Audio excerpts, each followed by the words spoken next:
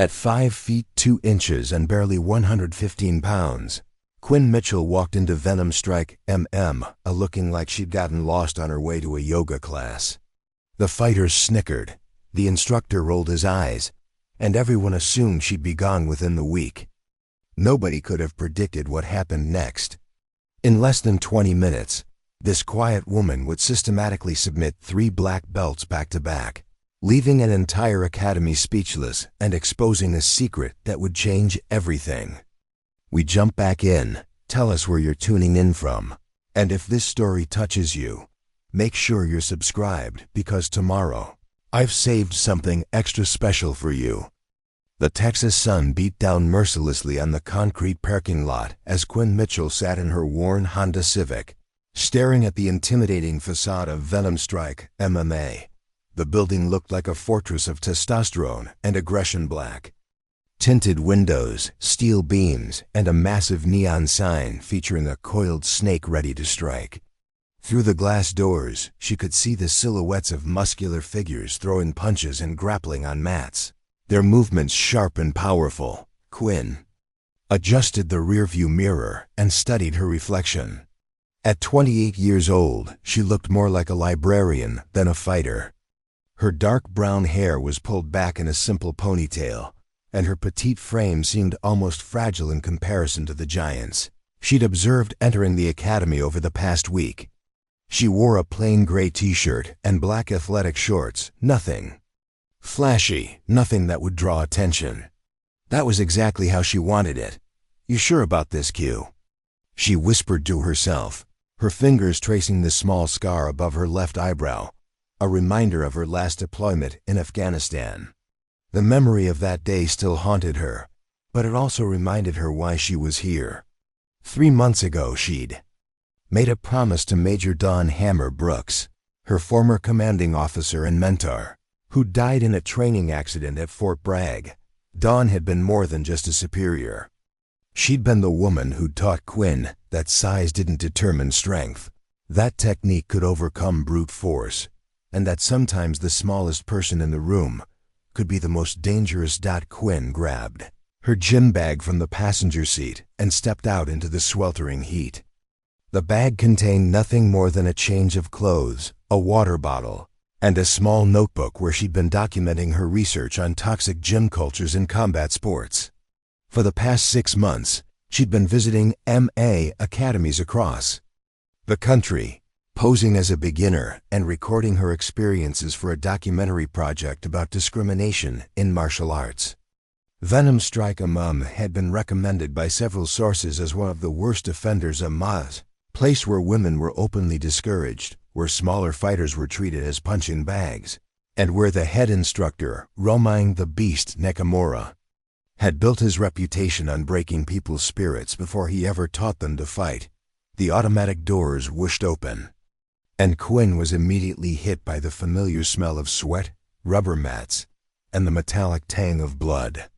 The interior was exactly what she'd expected, a temple to brutality. The walls were covered with photos of battered fighters, championship belts, and inspirational quotes about pain and domination. Heavy bags hung from the ceiling like body bags, and the sound of fists hitting leather echoed throughout the space like a violent percussion. Behind the front desk sat a massive man with arms covered in tattoos and a neck thick enough to stop bullets. His nameplate read Tomas, and he looked up from his protein shake with the expression of someone who'd rather be anywhere else.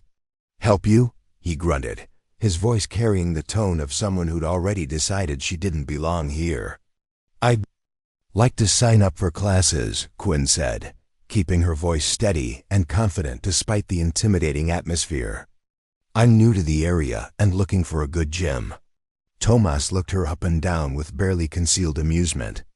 "You sure you're in the right place? The kickboxing for fitness place is about 10 minutes down the road. They do Zumba classes too." Quinn forced a smile. "I'm sure. I want to learn real fighting." "Real fighting?" Tomas chuckled and shook his head. "Lady, no offense, but you look like a strong breeze could knock you over. Maybe start with some basic cardio classes first."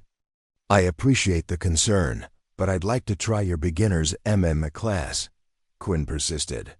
I've heard great things about this place. Thomas sighed and slid a clipboard across the desk. Your funeral, fill this out. Classes are $150 a month, first month up front. And fair warning, Roman doesn't go easy on anyone, especially people who come in here thinking they've seen UFC on TV and now they're fighters. As Quinn filled out the paperwork using a fake name, Quinn Thompson, she could feel Tomas watching her with a mixture of pity and anticipation. She'd encountered this attitude dozens of times before, and it never got easier. The assumption that her size automatically disqualified her from being taken seriously was exactly the kind of thinking that Dawn had spent years fighting against in the military. You military? Thomas asked, noticing something in her posture, or the way she held herself. Former, Quinn replied without looking up from the forms. Air Force. Huh. Tomas seemed slightly more interested. Well, that explains why you're not running away screaming. Still, this ain't basic training, sweetheart. This is where people come to hurt each other. Quinn finished the paperwork and handed it back. When's the next class? Starts in 15 minutes. Locker rooms through that door. But first you need to meet Ramon. He likes to size up new students personally. Tomas pointed toward the main training area where a crowd had gathered around two fighters who were grappling on the mat. He's the one in the middle, impossible to miss. Quinn followed his gaze and immediately spotted Ramon the Beast Nakamura. At 6 feet 4 inches and easily 240 pounds of solid muscle, he dominated the space around him like a gravitational force. His black hair was pulled back in a tight bun, and his face bore the scars of countless battles. He moved with the fluid confidence of a predator, correcting his students' techniques with casual brutality. When he demonstrated a submission hold, his practice partner tapped out almost immediately, fear evident in his eyes. Ramon! Tomas called out, got a new student for you. Ramon's head turned toward the front desk, and Quinn felt his eyes lock onto her with laser focus. He said something to his students that made them laugh, then began walking toward her with the swagger of a man who'd never met a challenge he couldn't crush. His approach was deliberately intimidating, shoulders back, chest out, each step calculated to project dominance. Well, well, Ramon said as he reached the desk, his accent carrying hints of his Japanese heritage mixed with years of American swagger. What do we have here? You lost, little girl? Quinn stood her ground, meeting his gaze without flinching. I'm here to train. Ramon's laugh was sharp and mocking. Train? You want to train? He gestured toward the main floor where fighters were pummeling each other with controlled violence. You see what happens in there? That's not aerobics class. That's combat. I understand that, Quinn replied evenly. I'm prepared for it. Prepared? Ramon circled her slowly, like a shark sizing up its prey. You're what, 90 pounds? 100? I've got teenage students who could fold you like origami. He stopped directly in front of her, using his size to loom over her. This is Venom Strike MMA. We create warriors, not victims. Quinn could feel the eyes of everyone in the gym on her now. The other fighters had stopped their training to watch the spectacle, some smirking, others shaking their heads in disbelief. She'd been in this exact situation before, and every instinct told her to reveal just a glimpse of what she was capable of, but that would ruin everything. The documentary needed authentic footage of how places like this really treated newcomers. I'm willing to learn, she said simply. Ramon's expression shifted from amusement to something darker. You know what? Fine, but don't say I didn't warn you. And when you're crying on the mat 5 minutes into your first class, remember, you asked for this. He turned to Tomas. Put her in the 6 o'clock beginner's class. Let's see how long she lasts. As Ramon walked away, Quinn caught a glimpse of someone in the corner of the gym, a petite woman with short blonde hair who was stretching near the women's locker room. The woman made brief eye contact with Quinn and gave an almost imperceptible nod. That had to be Avery Cross, her friend and documentary partner who'd been posing as a regular student for the past week, secretly recording the gym's culture for their project. Quinn grabbed her bag and headed toward the locker room, acutely aware of the whispers and stares following her. The real test was about to begin, and she knew that everything she'd trained for, every lesson Dawn had taught her, every technique she'd perfected during her years in Air Force Special Operations would be put to the ultimate test. The locker room was a stark contrast to the testosterone-fueled main floor. Here, the few female students seemed to cluster together for protection, their conversations hushed and their movements careful. Quinn found an empty locker and began changing into her training clothes, listening to the conversations around her. New meat, one woman whispered to another. She won't last the warm-up. Romung's been particularly brutal this week, came another voice. Ever since that article came out questioning his methods. Quinn finished changing and looked at herself in the mirror. In her training gear, she looked even smaller and more vulnerable than before.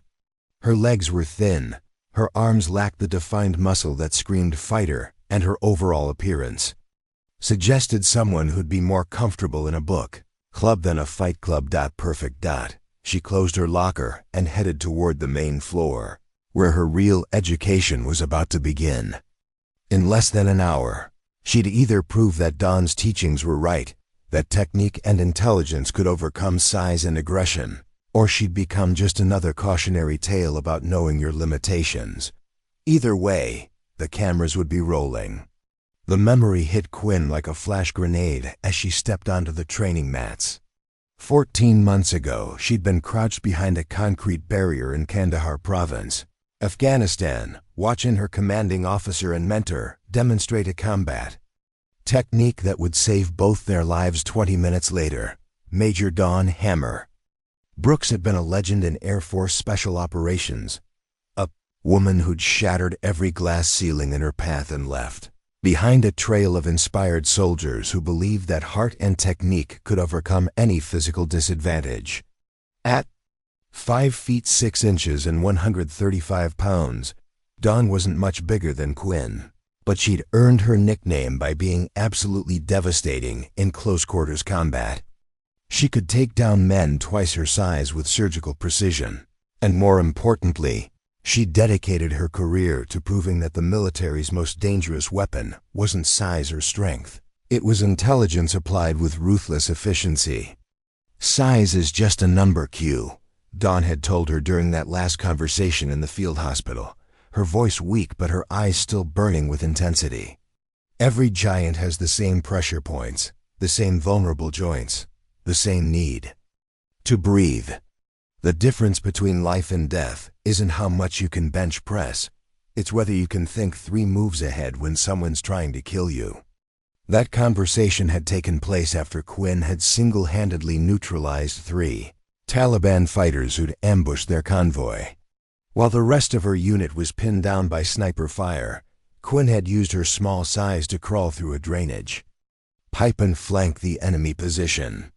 What followed was a textbook demonstration of everything Dawn had taught her: leverage over strength, technique over aggression, brain over brawn. In less than 4 minutes, she'd eliminated the threat and saved 7 lives, including Dawn's. But Dawn's story hadn't ended there. After returning stateside, she'd thrown herself into a new mission documenting and fighting the toxic masculinity that plagued military training programs. She'd started collecting evidence of instructors who broke recruits down without building them back up, of training environments that prioritized domination over education, of systems that confused brutality with effectiveness. The warrior mentality has been corrupted, Dawn had explained during one of their long phone conversations after Quinn's discharge. Real warriors protect the weak and train the next generation with honor. What we're seeing now in the military, in martial arts academies, in combat sports, it's not warrior culture, it's bully culture, and bullies need to be stopped. Dawn had been in the process of producing a documentary about these toxic training environments when the accident happened. She'd been demonstrating a high-altitude insertion technique to a group of new recruits when her parachute malfunctioned. The official report called it equipment failure, but Quinn knew better. Dawn had checked that chute herself. She was too meticulous, too careful, too experienced for it to be a simple accident. Someone had wanted her research to die with her. 3 days after the funeral, Quinn had received a package at her apartment in Colorado Springs. Inside was Dawn's entire research archive, hundreds of hours of recorded interviews with victims of training abuse, documented evidence of cover-ups in military and civilian combat programs, and a half-finished documentary script that would have exposed a network of instructors who used their positions to humiliate and hurt people instead of helping them grow. Attached to the archive was a handwritten note: "Q if something happens. To me, finish what we started. The strong are supposed to protect the weak, not prey on them. Show them what a real warrior looks like. Make them remember that honor isn't optional. Dawn." That note had changed everything for Quinn. She'd spent 6 months learning how to operate cameras and editing software, studying documentary filmmaking techniques, and researching the worst combat sports academies in the country.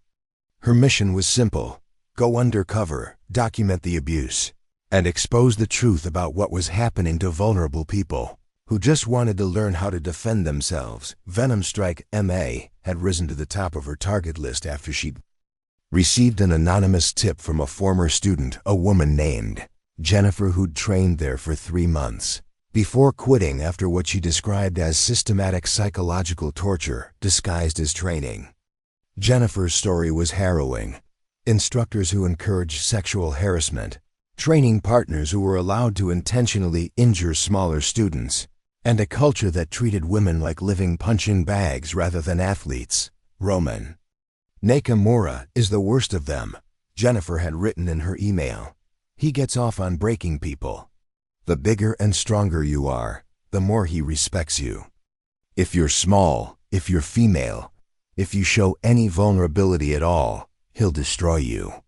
And his students follow his lead because they think that's what strength looks like. The plan Quinn and Avery had developed was elegantly simple. Avery would enter the gym first, posing as an experienced student transferring from another academy.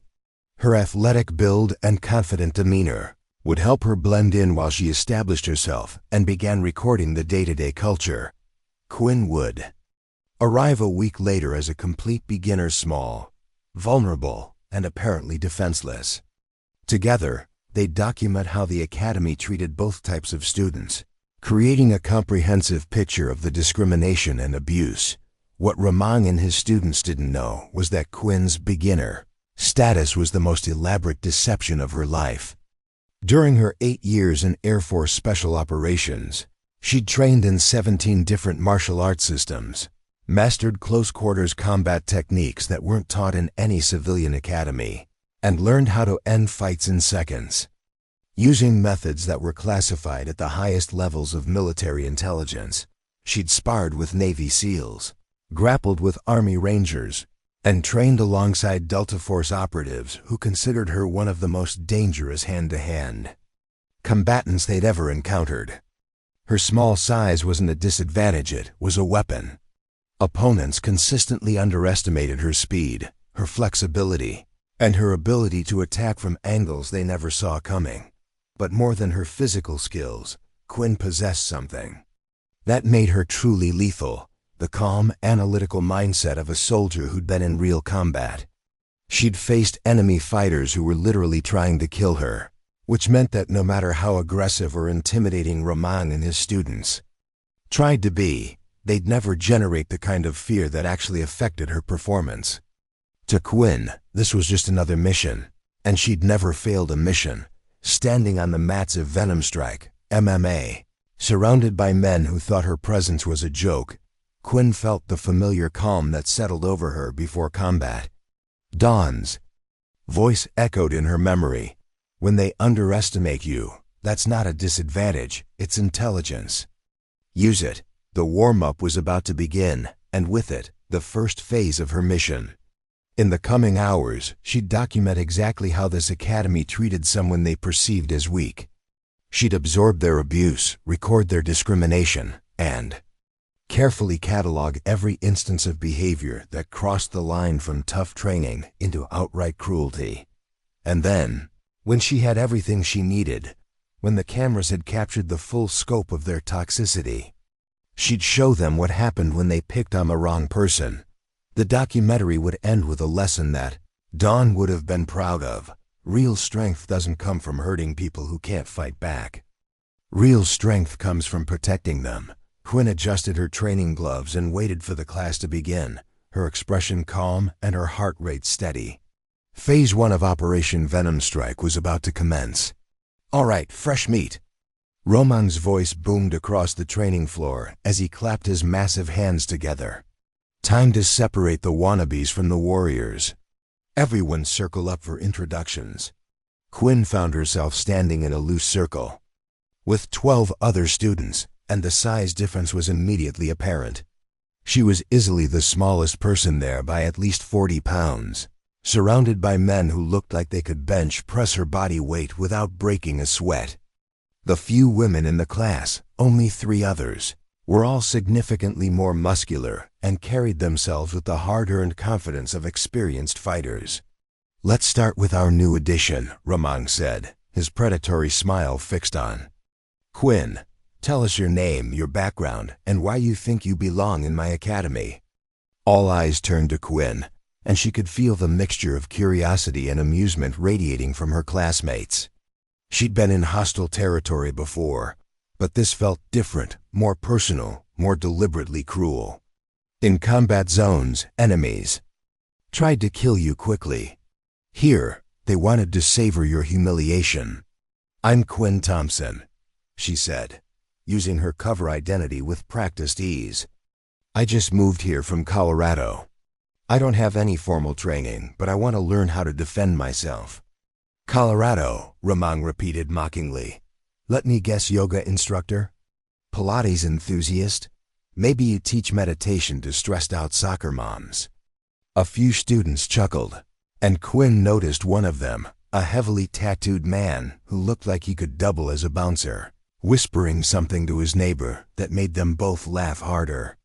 "I was in the Air Force," Quinn replied simply, knowing that revealing even this much would help establish credibility without giving away her true capabilities. Roman's expression shifted slightly, showing a flicker of interest. "Air Force, huh? What did you do? Push papers? Fix computers?" "Security forces," Quinn lied smoothly. It was a common enough military job that wouldn't raise questions about specialized training. 4 years active duty. "Security forces," Roman nodded slowly. "So you carried a gun and checked IDs at the gate. That's not fighting, sweetheart. That's mall cop work with better benefits."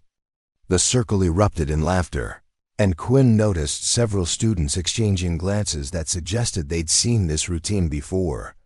From the corner of her eye, Quinn spotted Avery stretching near the heavy bags, her phone positioned perfectly to capture the introductions. Avery had been at the gym for a week now, building rapport with other students and documenting the daily culture of casual cruelty that Jennifer had described in her email. "Anyone else want to enlighten our military hero about what real fighting looks like?" Roman asked, scanning the circle with obvious entertainment. A muscular man with a shaved head and multiple cauliflower ears stepped forward. "I'm Maddox," he announced, his voice carrying the gravel of someone who'd taken too many shots to the throat. "Been training here for 3 years. Won the state amateur championship last year." He looked Quinn up and down dismissively. "No offense, but you're gonna get hurt here. This isn't basic training. We don't go easy because you're small or female or military." "None taken," Quinn replied evenly. "I'm here to learn." Next came Kai, a lean man with the quick, twitchy movements of someone who relied on speed and aggression. "Kai Nakamura," he said, and Quinn immediately caught the family resemblance to Roman. Been fighting since I was 12. My dad doesn't believe in participation trophies, so if you can't keep up, you don't belong here. The third man to speak up was Jackson, built like a linebacker with hands that looked like they could crush walnuts. Jackson Torres, 2 years here, competed in 6 amateur fights, won 5. Fair warning, I don't know how to pull my punches, especially when I'm rolling with someone who might break if I breathe on them too hard. The women in the class introduced themselves with varying degrees of hostility. Brooke, a muscular brunette with scars on her knuckles, made it clear that she'd worked twice as hard as any man to earn her place and wasn't interested in babysitting newcomers. The other 2 women, Riley and Madison, seemed more sympathetic, but equally doubtful about Quinn's chances of survival. Fascinating, Ramang said once the introductions were complete. Now that we all know each other, let's talk about how this works. My gym, my rules. Rule number 1. If you can't handle the heat, get out now before you embarrass yourself. Rule number 2. I don't care about your feelings, your comfort zone, or your personal boundaries. Pain is the best teacher, and I'm here to provide education.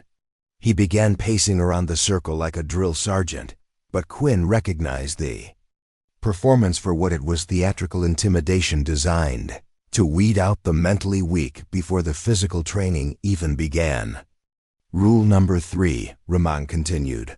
Respect is earned through blood and sweat. You don't get to demand it because you served in the military, because you're a woman, because you think you're special. You want respect? Take it from someone bigger and stronger than you.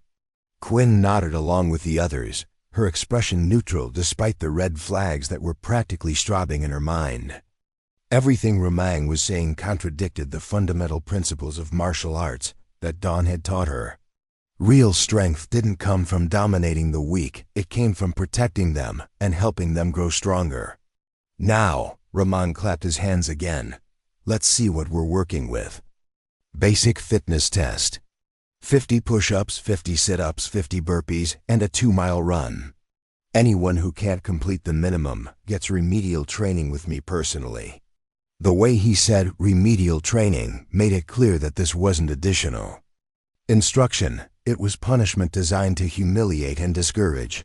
Quinn dropped into push-up position alongside the others, deliberately slowing her form to appear slightly struggled. The exercise was laughably easy for someone who'd maintained special operations fitness standards, but she needed to sell the illusion of being an out-of-shape former desk jockey.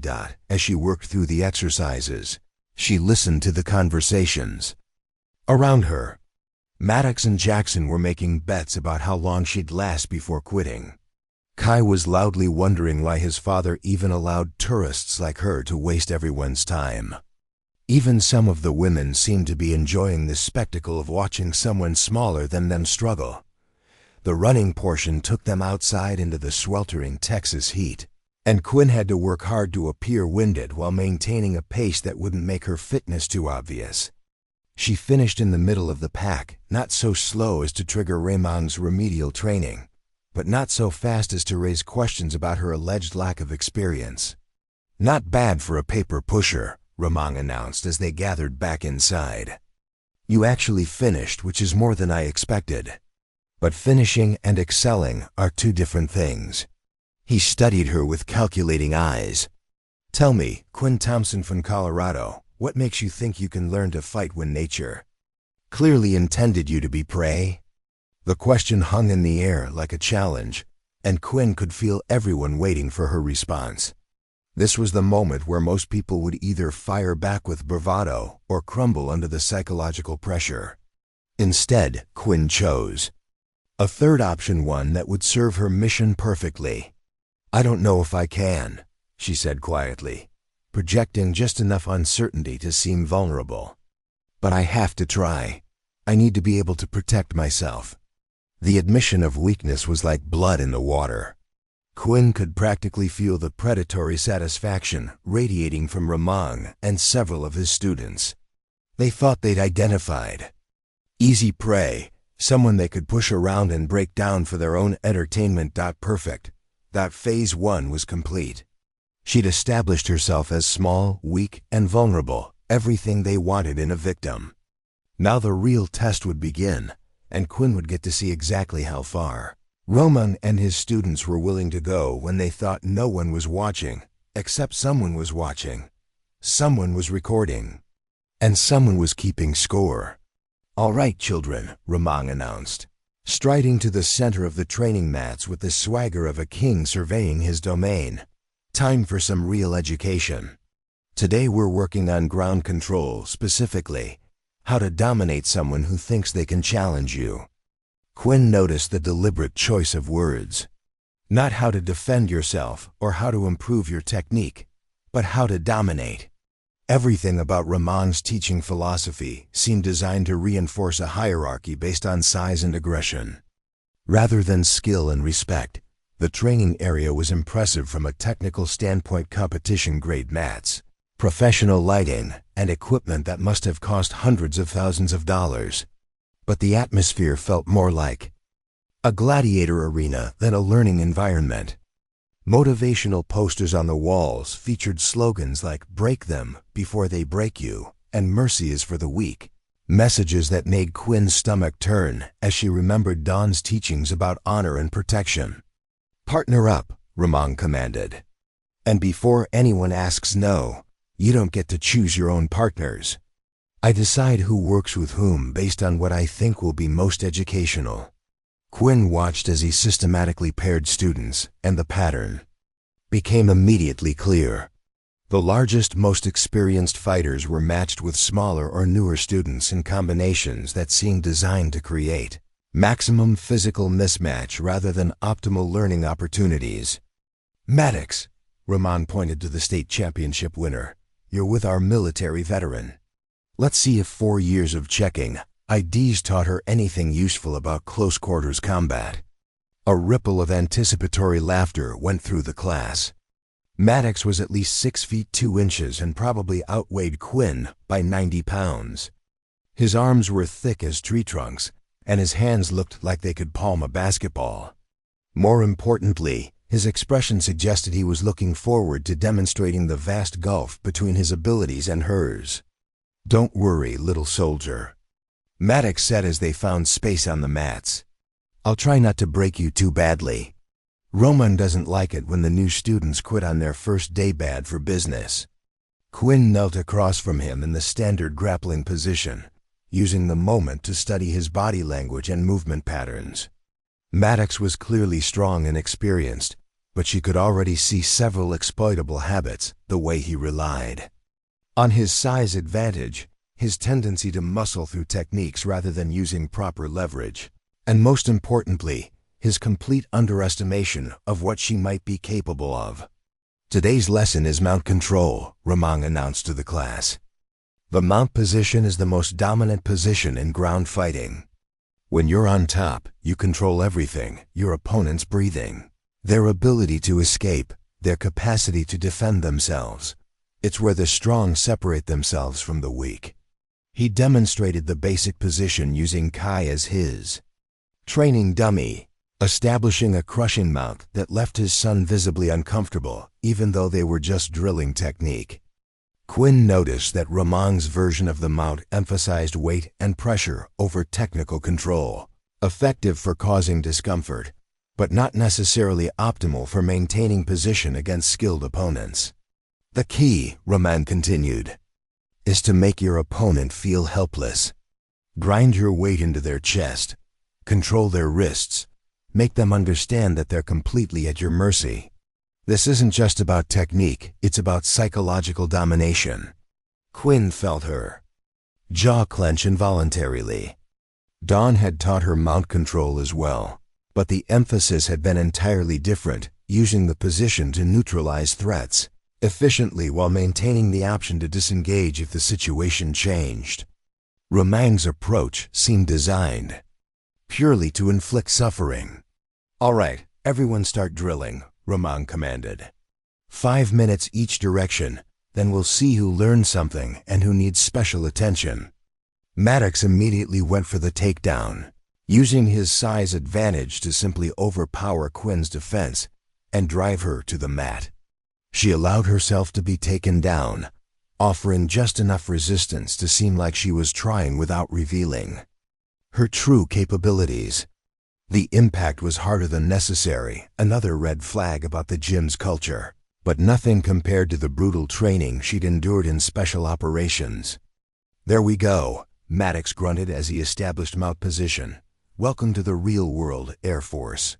What followed was exactly what Quinn had expected based on Ramon's instruction.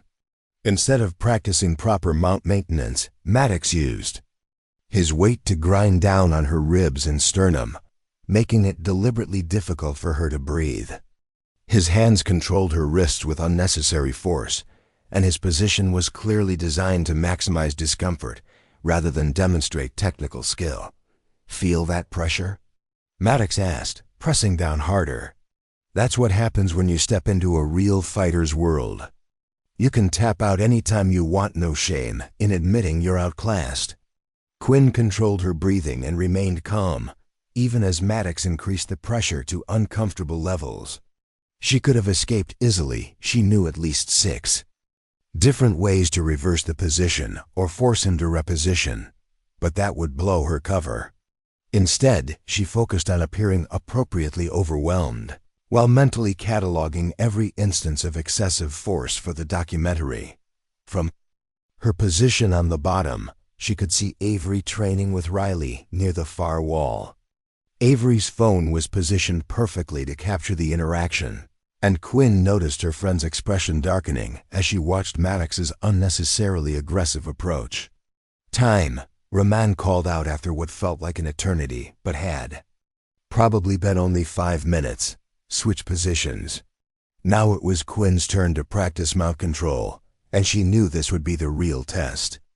She needed to demonstrate enough competence to avoid suspicion while not revealing the sophisticated techniques that would immediately mark her as far more experienced than she was pretending to be.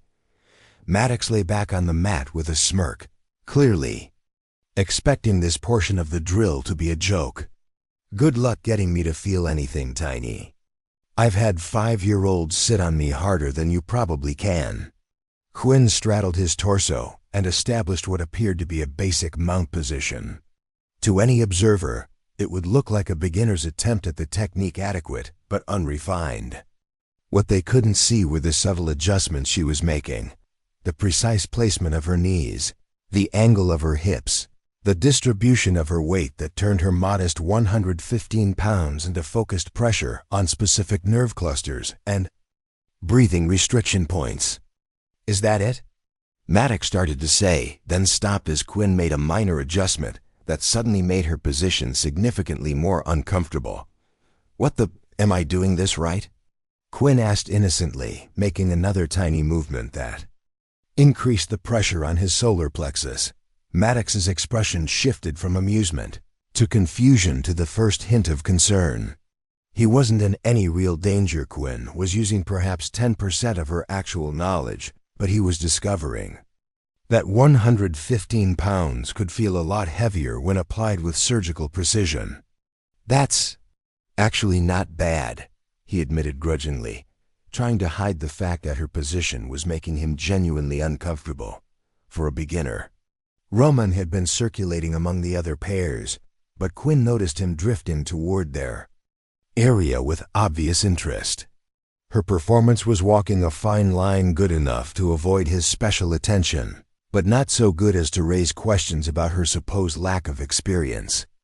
"Interesting," Roman said as he approached them. "Thompson, where did you say you learned mount control?" "I didn't," Quinn replied truthfully. "I'm just trying to copy what you showed us." Roman studied her position more carefully, and Quinn could see his experienced eye picking up details that the other students might miss. She was in dangerous territory, now too competent, and he'd become suspicious. Not competent enough, and she'd become a target for escalated abuse. Roman said finally. "Natural instincts, maybe. Or maybe you paid more attention during the demonstration than most people do." His tone was neutral, but Quinn caught something calculating in his expression. The remainder of the drilling session passed without incident. But Quinn could feel Rahman's attention on her more frequently than before. She'd managed to walk the tightrope successfully, appearing competent enough to be a serious student while maintaining her cover as a relative beginner. As the class moved on to the next phase of training, Quinn realized that the hardest part was still ahead of her. Rahman was clearly intelligent and experienced enough to recognize genuine skill when he saw it. If she wasn't careful, he might start asking questions that she wasn't prepared to answer. But for now, the mission was proceeding according to plan. She was documenting exactly the kind of toxic behavior that Dawn had dedicated her life to exposing. And soon she'd have enough evidence to show the world what really happened to vulnerable people who walked into places like Venom Strike MMA. The only question was how much abuse she'd have to endure before the truth finally came out. Preparing and narrating this story took us a lot of time, so if you are enjoying it, subscribe to our channel. It means a lot to us. Now back to the story. The second week at Venom Strike MMA brought an escalation in both intensity and hostility that Quinn had been expecting but still found disturbing to experience firsthand. Rahman had clearly been studying her performance during the first week, and his approach to her training had shifted from casual dismissal to something more deliberately challenging. "Thompson." Rahman's voice cut across the training floor like a whip crack. "You're with Jackson today. Time to see if last week's performance was a fluke or if you actually have some potential buried under all that delicate packaging." Quinn had been stretching near the wall, observing the other students and noting the subtle hierarchies that had emerged within the class. The original 12 students had already been reduced to 9. 3 people had quit after the first week, including one woman who'd left in tears after a particularly brutal sparring session that looked more like sanctioned assault. Jackson Torres stood up from where he'd been shadowboxing, his massive frame casting a shadow across the mat as he approached. At 6 feet 4 inches and nearly 250 pounds of solid muscle, he made Maddox look small by comparison. His hands were wrapped in competition-grade tape, and the confidence in his stride suggested someone who'd never met a training partner he couldn't overwhelm. "Heard you gave Maddox some trouble last week," Jackson said, his voice carrying a mixture of curiosity and challenge. "Rahman thinks maybe you're sandbagging, pretending to be weaker than you really are. I'm here to find out the truth." Quinn had anticipated this development. Her performance during the mount control drill had been precisely calculated, but walking that line between competence and concealment was becoming increasingly difficult. Too many more displays of natural instinct, and Rahman would start asking questions she couldn't answer without blowing her cover. "I just try to pay attention during instruction," Quinn replied, keeping her voice modest and slightly uncertain. "I'm still learning everything." "We'll see about that," Jackson said with a predatory grin. "Today we're working on striking defense. Rahman wants to see how you handle pressure when someone's actually trying to hit you." The shift to striking was concerning. Grappling allowed for more control and precision. Quinn could manage the level of force being applied and respond appropriately without revealing too much skill. Striking was more chaotic, more likely to trigger her combat reflexes and more dangerous for maintaining her cover. Rahman gathered the class around the heavy bags, his expression more serious than usual. "Last week we worked on ground control. This week we're adding striking to the mix. In real self-defense situations, you don't get to choose whether a fight stays standing or goes to the ground. You need to be ready for everything." He demonstrated a series of basic combinations: jab, cross, hook, uppercut, but Quinn noticed immediately that his technique emphasized power over precision. His punches were telegraphed, his footwork was aggressive but inefficient, and his defensive positioning left several openings that a trained fighter could exploit. "The most important thing to remember," Rahman continued, "is that in a real fight, technique only matters if you can apply it under pressure. Anyone can throw perfect punches at a heavy bag. It's different when someone's hitting back. Quinn found herself paired with Jackson for pad work, and the difference in their approaches became immediately apparent. When it was Jackson's turn to strike, his punches landed with bone-rattling force that made Quinn's arms ache even through the protective pads. He was clearly trying to demonstrate the gulf between his power and what he expected from her. "Your turn," Jackson said, holding up the pads. With obvious amusement, "Let's see what the Air Force taught you about throwing hands." This was the moment Quinn had been dreading. Striking had been one of her strongest disciplines during special operations training. She'd learned boxing from former Olympic competitors, Muay Thai from Bangkok street fighters, and tactical striking techniques that were designed to incapacitate armed opponents in seconds. Her muscle memory was programmed for efficiency and devastating effectiveness. But Quinn Thompson from Colorado was supposed to be a beginner. She threw a tentative jab that deliberately missed the center of the pad, followed by a cross that lacked any real power or technique. Her footwork was hesitant, her guard was too low, and her combinations were awkward and uncoordinated. To any observer, she looked exactly like what she was pretending to be, someone with no formal striking training, trying to copy what she'd seen in movies. "Jesus," Jackson muttered after she'd finished her first combination. "I've seen scarecrows with better form." "Were you even trying to hit the pads or just wave at them?" Several nearby students laughed, and Quinn noticed Ramon watching intently. From across the room, she was hitting her marks perfectly, appearing incompetent, without being so bad that it raised questions about how she'd managed the mount control the previous week. "Try again," Jackson said, his voice carrying a note of genuine concern. "And this time, actually commit to the punches. You're not going to hurt me through the pads."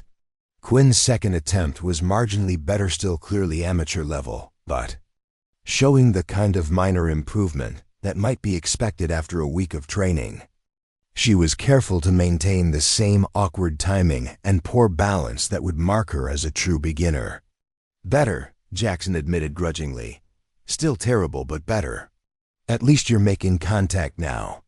The pad work continued for 20 minutes, with Quinn carefully managing her performance to show gradual but minimal improvement.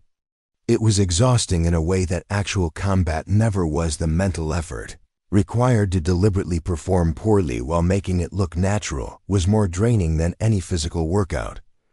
When Ramon called time for the next drill, Quinn felt a mixture of relief and apprehension. She'd successfully maintained her cover, but the escalating intensity was making it increasingly difficult to hide her real capabilities. "All right, people," Ramon announced. "Time for some light sparring. And when I say light, I mean it. This is about movement and timing, not about proving how hard you can hit." Quinn's heart rate spiked slightly. Sparring was where her combat instincts would be hardest to suppress. In a real fight, her body was programmed to respond with lightning-fast counterattacks, perfectly timed defensive movements, and an aggressive precision that would immediately mark her as far more dangerous than she was pretending to be. "Thompson," Ramon called out, "you're up first. Let's see how you handle yourself when someone's actually trying to tag you." Her opponent was Riley, one of the other women in the class. At 5 feet 8 inches and approximately 140 pounds. She was larger than Quinn, but not overwhelmingly so. More importantly, Riley had been training at the gym for over a year and had competed in several amateur fights. "Don't worry," Riley said as they touched gloves. "I'll go easy on you. Just try to move around and keep your hands up." What followed was a carefully choreographed performance that required every ounce of Quinn's self-control. Riley threw slow, telegraphed punches that Quinn could have countered blindfolded, but instead she reacted with the awkward defensive movements of someone who'd never been in a real fight. She kept her guard too low, moved in straight lines instead of angles, and threw wild, ineffective counterpunches that missed by wide margins. "Better footwork," Ramon shouted from the sidelines. "Stop moving backwards in straight lines. You're making yourself an easy target." Quinn dutifully adjusted her movement, making it slightly better but still fundamentally flawed. She allowed Rayleigh to land several light shots to her body and arms, selling each impact with small reactions that suggested they were having more effect than they really were. After 3 minutes of sparring, Roman called time, and Quinn stepped back with a mixture of relief and frustration. She'd successfully convinced everyone that she was exactly what she appeared to be, a beginner with no real fighting experience, but the cost was allowing herself to be treated like a punching bag by people whose skills were a fraction of her own. "Not bad for a first attempt," Roman said, but his tone was condescending rather than encouraging. "You've got heart, I'll give you that. Most people would have given up after the first real punch landed." As Quinn removed her gloves and headed toward her water bottle, she caught Avery's eye across the room. Her friend's expression was carefully neutral, but Quinn could see the concern there. They both knew that the abuse was escalating, and that soon Quinn would be forced to choose between maintaining her cover and protecting herself from real injury. The mission was succeeding. They were documenting exactly the kind of toxic culture that Dawn had dedicated her life to exposing.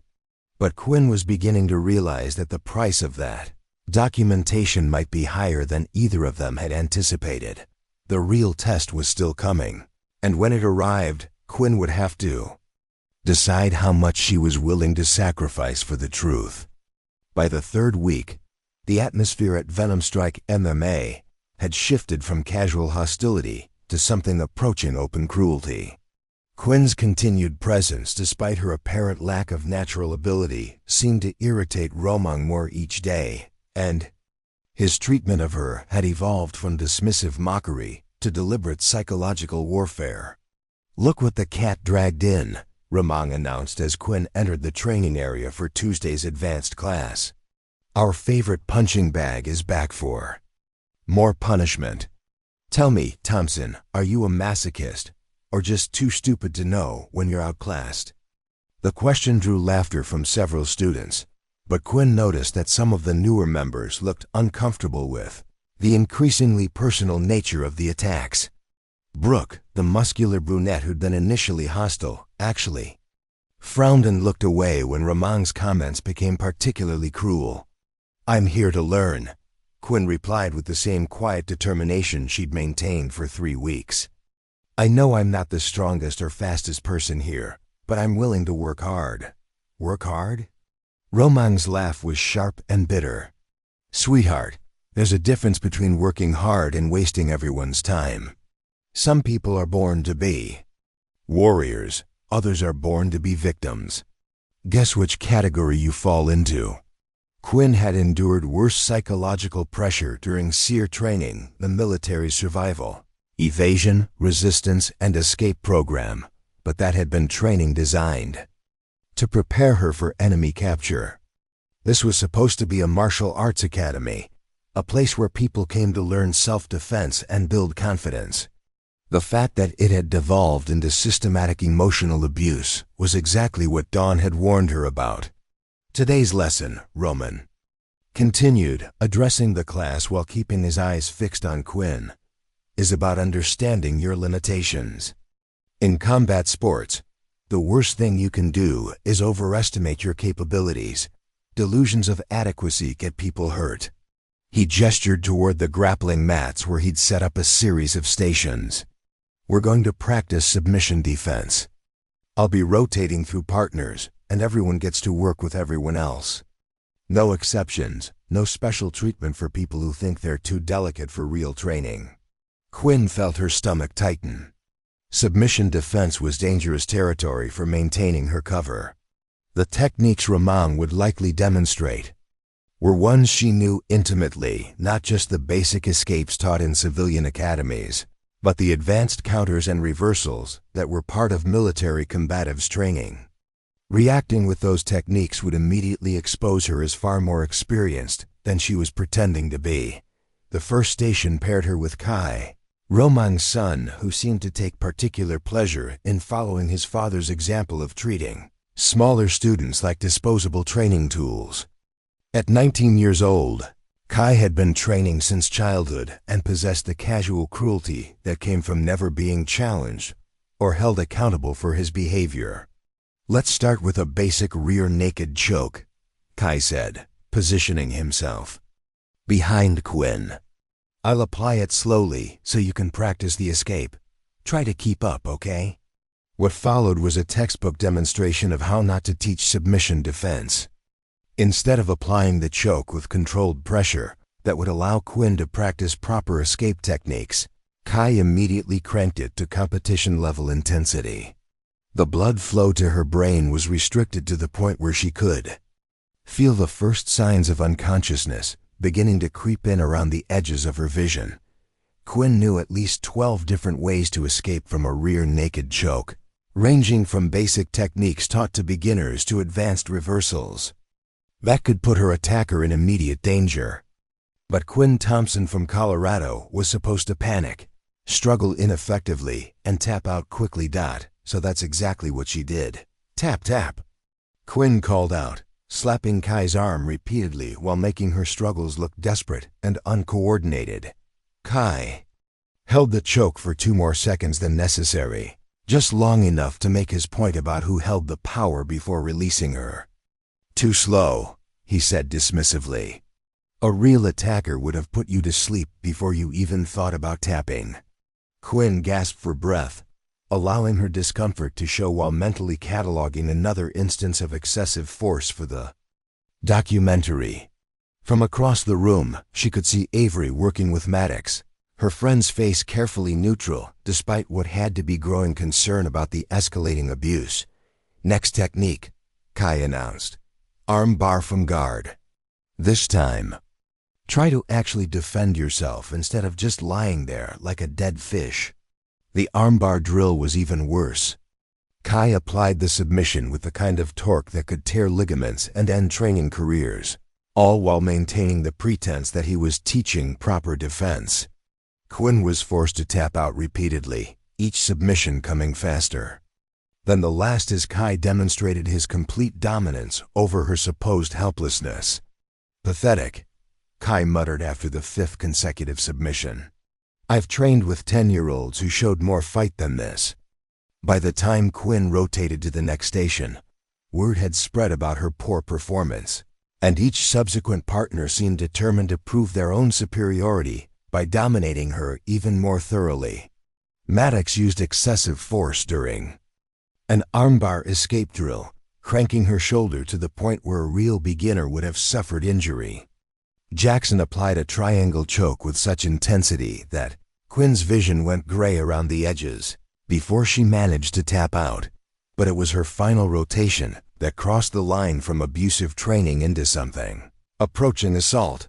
"Thompson," Roman called out as the class neared its end. "You're with me for the last drill. Let's see if 3 weeks of training has taught you anything useful." The entire class stopped what they were doing to watch. Roman rarely participated in regular drills with students, and when he did, it was usually to make an example of someone. Quinn could feel the anticipatory energy in the room. Everyone knew they were about to witness something that would either be educational or brutal, possibly both. "We're going to practice escape from mount," Roman announced, his voice carrying across the suddenly quiet training floor. "Thompson will be on the bottom, and I'll be demonstrating proper top control. The goal is for her to escape using the techniques we've been drilling for the past 3 weeks. Quinn knew immediately that this wasn't going to be a teaching demonstration. Roman's expression, his body language, the way he was positioning himself, everything indicated that this was going to be a public humiliation designed to prove his point about her supposed inadequacy. As she lay back on the mat, with Roman settling into mount position above her, Quinn felt the familiar calm that preceded combat. His weight was distributed across her torso with the precision of someone who knew exactly how to make the position as uncomfortable as possible, without technically crossing into dangerous territory. "The key to mount escape," Roman said, speaking to the class while grinding his weight down onto Quinn's ribs, "is timing and leverage. If you wait too long, If you don't commit fully to your escape attempts, you'll find yourself trapped under someone stronger and more experienced. He adjusted his position, pressing down harder. Thompson, show the class what you've learned. Execute a basic hip escape. Quinn attempted the technique exactly as Ramon had taught it, pushing against his knee while trying to turn to her side, but the execution was deliberately flawed in ways that would prevent success while still appearing like a genuine attempt. Ramon countered easily, resettling his weight and making her position even more uncomfortable. Try again, Ramon commanded. And this time, commit to the movement. Half-hearted attempts get you hurt in real situations. 3 more attempts, each one ending in failure despite Quinn's apparent effort. Ramon's weight was becoming genuinely oppressive, and she could see satisfaction in his eyes as he demonstrated his complete control over her supposedly helpless form. One more time, Ramon said, his voice carrying a note of cruel anticipation. And Thompson? If you can't escape this time, we're going to have a serious conversation about whether you belong in this academy. The threat hung in the air like a challenge. Quinn knew that Ramon was pushing toward a breaking point. Either she would quit in humiliation, or something would happen that would force her to reveal capabilities she'd been hiding for 3 weeks. Either way, the charade was approaching its end. One last chance, Thompson, Ramon said, his voice carrying across the silent training floor like a death sentence. Show me that 3 weeks of my instruction hasn't been completely wasted on you, or find yourself a new hobby. Quinn lay beneath Ramon's crushing mount, feeling the weight of his 240-pound frame, pressing down on her ribs with calculated precision. Around them, the entire class had formed a circle, their faces showing expressions ranging from anticipation to discomfort. Even the students who'd been participating in the abuse seemed to sense that Ramon was crossing lines that shouldn't be crossed. Avery stood at the edge of the circle, her phone positioned to capture everything. But Quinn could see the conflict in her friend's eyes. The documentary needed this footage evidence of how far the abuse could escalate, but watching someone you cared about being systematically brutalized was taking its toll. I can feel your heart racing, Ramon said quietly, his voice pitched low enough that only Quinn could hear. That's fear. Good. Fear is what separates the predators from the prey, and you, sweetheart, are definitely prey. Quinn controlled her breathing and forced her mind to remain calm. Ramon was trying to trigger a panic response that would make her tap out immediately, cementing his narrative about her weakness and unsuitability for martial arts training. But Quinn had been in genuinely life-threatening situations where panic meant death, and this psychological theater wasn't going to break her. Execute a hip escape, Ramon commanded, loud enough for the class to hear. And this time, make it count. Quinn attempted the technique exactly as she had before using the basic, flawed version that Ramon himself had taught. She pushed against his knee with her right hand while trying to bump him with her hips, but the execution was deliberately imperfect in ways that guaranteed failure while still appearing genuine. Ramon rode out the escape attempt easily, then settled his weight back down with even more pressure than before. Pathetic, he announced to the class. This is what happens when people ignore their natural limitations. Thompson here thinks determination can overcome reality.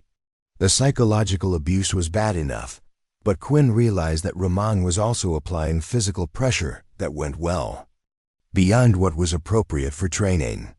His knee was positioned directly over her solar plexus in a way that restricted her breathing, and his hands were controlling her wrists with enough force to leave bruises. Try again, Ramon said, but this time he adjusted his position in a way that made a legitimate escape even more difficult. He was no longer teaching or even demonstrating. He was simply enjoying the opportunity to dominate someone he perceived as helpless. Quinn made another attempt, this one even more clearly doomed to failure than the last. She could feel Ramon's satisfaction as he effortlessly countered her movement and resettled his crushing weight across her torso. One more, Ramon said, but now his voice carried a note of genuine cruelty. "And Thompson?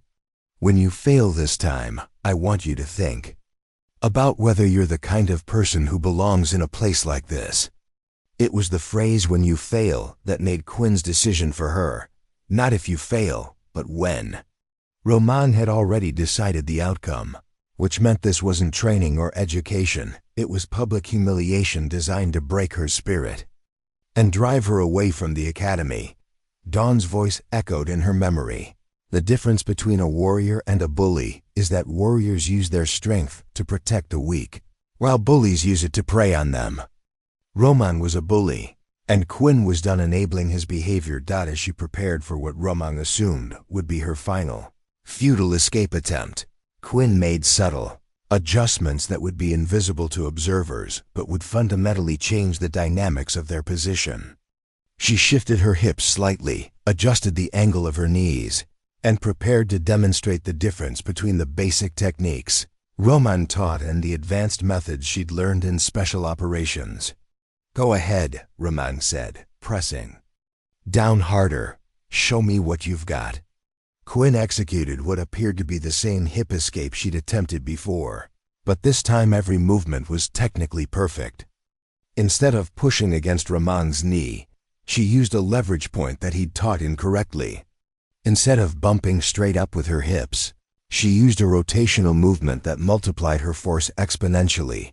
The result was immediate and shocking. Roman, who had been anticipating another failed attempt, suddenly found himself being lifted and rotated by forces he hadn't expected. His carefully controlled position began to collapse as Quinn's beginner technique turned out to be devastatingly effective. "What the?" Roman started to say, but Quinn was already transitioning to the next phase of the escape.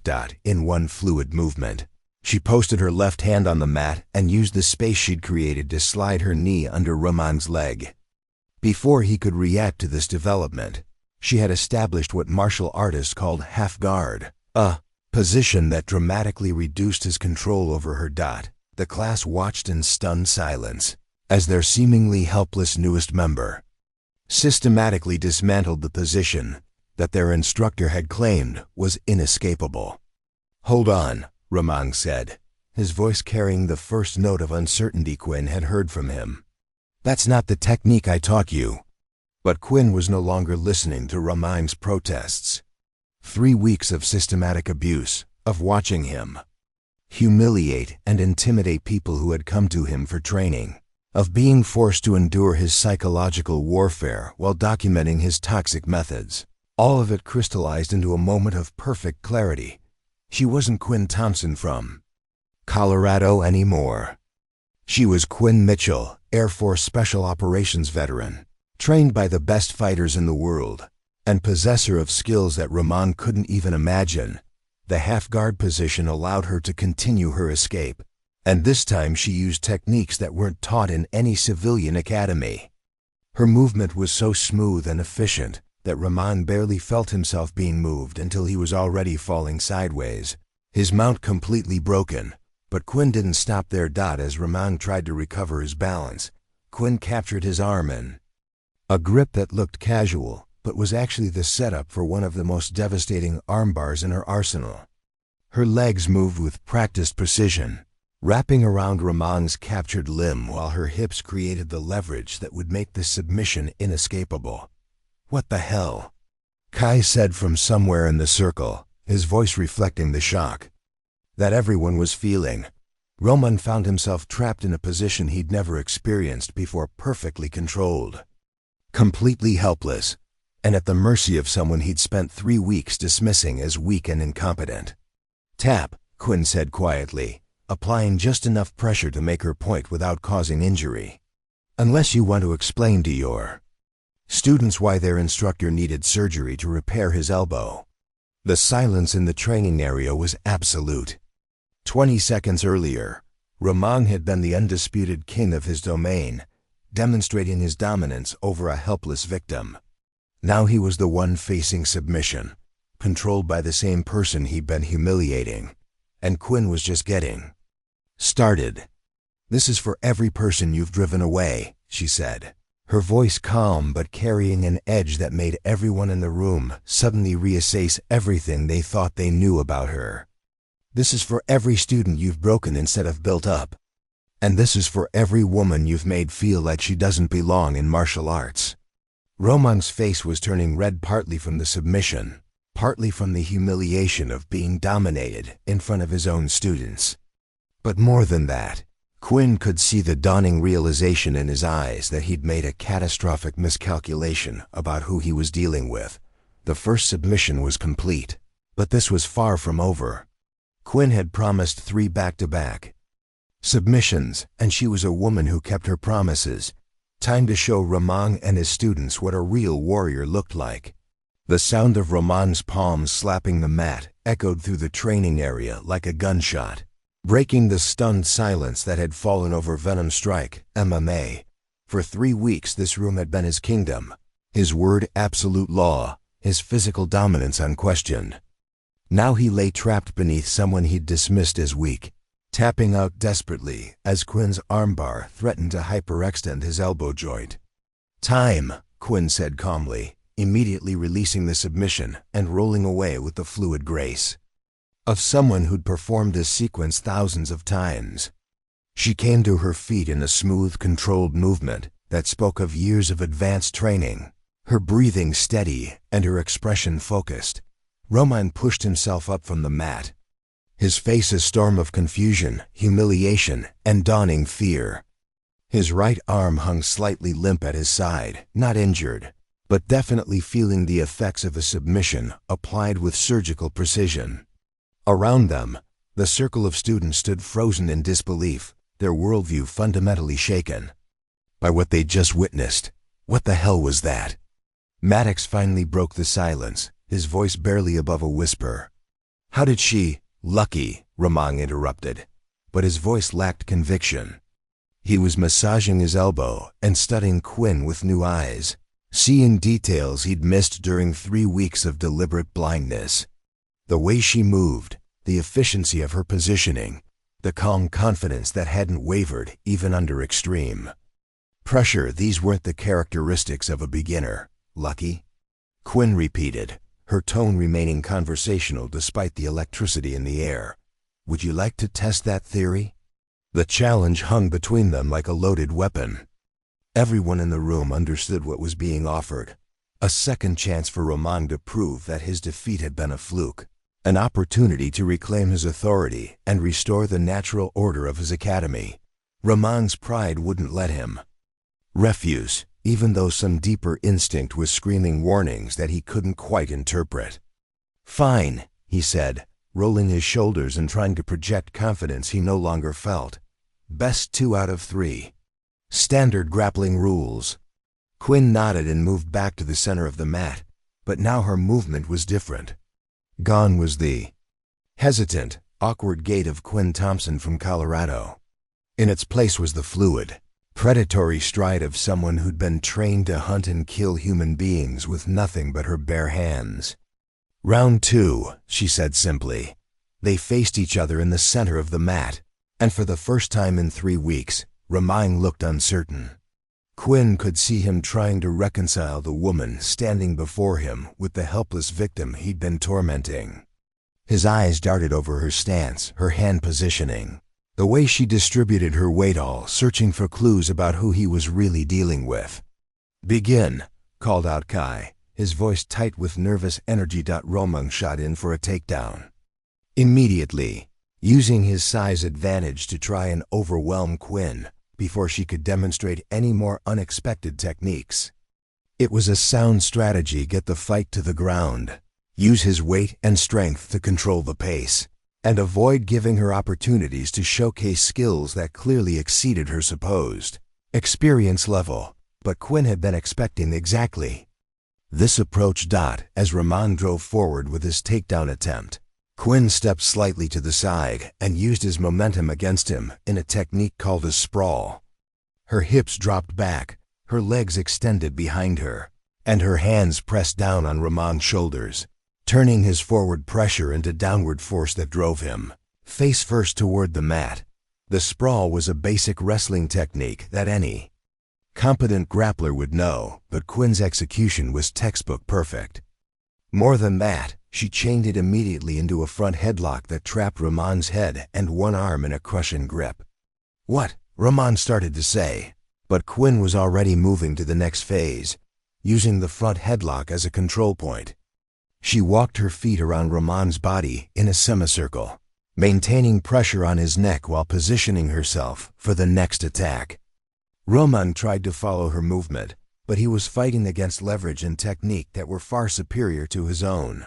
Within 10 seconds, Quinn had maneuvered into position for what martial artists called a darce choke, a blood choke that attacked the carotid arteries and could render an opponent unconscious in seconds if properly applied. "No way," Jackson breathed from the circle of spectators. "She's setting up a darce. I've never seen anyone hit that transition so clean." Rahman felt the choke tightening around his neck and immediately recognized the danger. Unlike the armbar, which threatened joint damage, this submission attacked his consciousness directly. If he didn't escape quickly, he'd be going to sleep in front of his entire class. He tried to muscle out of the position, using his considerable strength to attempt to break Quinn's control, but she adjusted with each of his movements, maintaining perfect positioning while gradually increasing the pressure. Her technique was so refined that his struggles only served to tighten the choke further. "Impossible," Brooke whispered, her earlier hostility replaced by awe. "She's barely using any strength, but look how controlled he is." Quinn could feel Rahman's pulse against her forearm as the choke did its work. His breathing became labored, his movements more desperate, and she knew he had perhaps 15 seconds before the blood restriction to his brain would force unconsciousness. "Tap, Rahman," she said quietly, her voice carrying clearly in the silent training area. There's no shame in recognizing superior technique. But Rahman's pride wouldn't allow surrender, even as his vision began to narrow around the edges.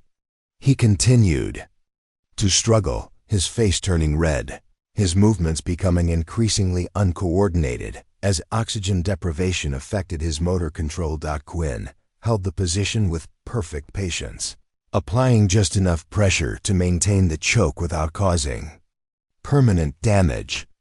She'd used this technique in real combat situations where the goal was incapacitation or death. But this was training, brutal, necessary training, but training nonetheless. Finally, with his consciousness beginning to slip away, Rahman's survival instincts overrode his ego. His hand slapped frantically against Quinn's arm, the universal signal of submission in grappling arts. Quinn released the choke immediately, allowing Rahman to collapse to the mat while gasping for air. She stood up calmly, her breathing still. Controlled, her expression focused but not cruel. "That's two," she announced to the stunned class.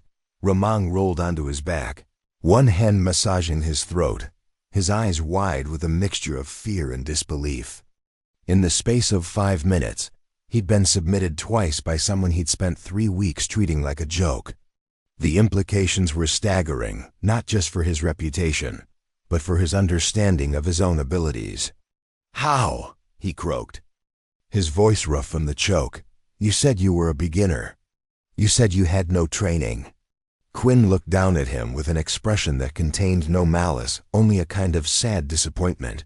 "I said I was here to learn. I never said what I was here to learn about." The distinction was important, and as the words sank in, Rahman began to understand that he'd been played from the very beginning. This wasn't a beginner who'd gotten lucky twice. This was someone with skills far beyond his own, someone who'd been systematically documenting his behavior while pretending to be his victim. "Who are you?" he whispered. Quinn glanced toward Avery, who was still recording everything with her phone, then back at Rahman. "I'm someone who believes that martial arts should build people up, not tear them down. I'm someone who thinks that strength should be used to protect the weak, not to prey on them." She paused, her voice carrying a note of steel. "And I'm someone who's not done with you yet." The promise of a third submission hung in the air like a thunderclap. Rahman had been thoroughly dominated twice in a row, his reputation shattered, his authority destroyed. But Quinn wasn't finished making her point. The lesson was far from over. Roman pushed himself to his feet, his legs unsteady from the effects of the choke, his face still flushed from oxygen deprivation. Around him, his students watched with expressions ranging from shock to fascination, their entire understanding of hierarchy and power dynamics crumbling before their eyes. "This isn't over," Roman said, his voice hoarse but carrying desperate determination. "One more round. Winner takes all." Quinn studied him with the detached calm of a predator evaluating wounded prey. Roman was hurt, confused, and operating on pure ego at this point. His technique had never been as refined as his reputation suggested. And now he was compromised physically and psychologically. This final round wouldn't be a fight, it would be an execution. But that was exactly what the situation required. "Agreed," Quinn said simply, "but let's make this interesting. If I win this round, you agree to change how this academy operates. No more hazing new students. No more driving away people who want to learn. No more using size and intimidation to replace actual teaching." Roman's laugh was bitter and desperate. "And if I win?" "You won't," Quinn replied with such casual certainty that several students involuntarily stepped back. "But if you somehow manage to submit me, I'll leave and never come back." The terms were accepted with a nod, though everyone in the room understood that only one outcome was possible. Roman might be bigger and stronger, but he'd already demonstrated that those advantages meant nothing against Quinn's technical superiority. They faced each other for the third time, but now the dynamic had completely shifted. Roman was the one fighting desperately to salvage his reputation, while Quinn remained calm and controlled, a professional completing a necessary task. "Final round," Kai announced, though his voice lacked the confidence it had carried an hour earlier. Roman's strategy for the third engagement was pure desperation. Instead of attempting another takedown that Quinn could counter, he tried to use his reach advantage to keep the fight standing, throwing wild punches that might land through sheer luck if nothing else. It was exactly the wrong approach against someone with Quinn's background. Quinn slipped Roman's first punch with minimal movement, stepped inside his guard, and captured both of his arms in what martial artists called underhooks. Before Roman could react to this development, she had lifted him completely off the ground using a technique that combined leverage, timing, and core strength in ways that made her 115 pounds feel like 250. The takedown was devastating. Roman hit the mat with bone-jarring force, the impact driving the air from his lungs and leaving him stunned. Quinn landed in what grapplers called side control, a dominant position that gave her multiple attacking options while severely limiting Roman's ability to escape or counterattack. "Beautiful throw," Brooke whispered, her earlier hostility completely forgotten. "I've never seen anyone generate that much power from such a small frame." Quinn immediately began working for her third submission, and this time she chose the most psychologically devastating option available, a technique that would leave Roman completely helpless, while demonstrating the vast gulf between their skill levels. She slid her arm under Roman's neck while controlling his far arm with her other hand, setting up what advanced grapplers called a north-south choke. It was a submission that required extraordinary technical precision and wasn't taught in most civilian academies, marking Quinn as someone with access to elite-level instruction. "No way," Maddox breathed. "She's going for a north-south choke. I've only seen that in high-level competition." Roman felt the submission developing and tried to defend, but his movements were sluggish from the previous two defeats and the impact of the takedown. Quinn's positioning was perfect, her technique flawless, and within seconds she had established a blood choke that was even more efficient than the darce she'd used in round 2. This time, Roman didn't even attempt to muscle out of the position. The first two submissions had taught him that Quinn's technical knowledge was so far beyond his own that resistance was futile. Instead, he lay there feeling the choke tighten around his neck, knowing that for the third time in 10 minutes, was going to be forced to submit to someone half his size. "Please," he whispered, his voice barely audible. I tap. Quinn held the position for 2 more seconds, not to cause harm, but to make absolutely certain that the lesson had been received. When she finally released the choke and rolled away, Roman remained motionless on the mat, staring at the ceiling with the expression of someone whose entire worldview had just collapsed. The training area fell into absolute silence. In the space of 15 minutes, their invincible instructor had been systematically dismantled by someone they'd all dismissed as weak and incompetent. It wasn't just a defeat, it was a revelation that everything they thought they knew about fighting, about strength, about martial arts itself, had been fundamentally wrong. Quinn stood up and surveyed the circle of students, her expression serious, but not unkind. "What you just witnessed," she said, her voice carrying clearly through the silent room, "is the difference between real martial arts and the performance you've been watching for the past 3 weeks. She gestured toward Rahman, who was still lying on the mat, trying to process his complete humiliation. "Your instructor is strong, and he knows some techniques, but he's forgotten the most important lesson of martial arts, that knowledge and skill matter more than size and aggression." Kai stepped forward, his face flushed with anger and confusion. "Who are you really? What kind of training do you have?"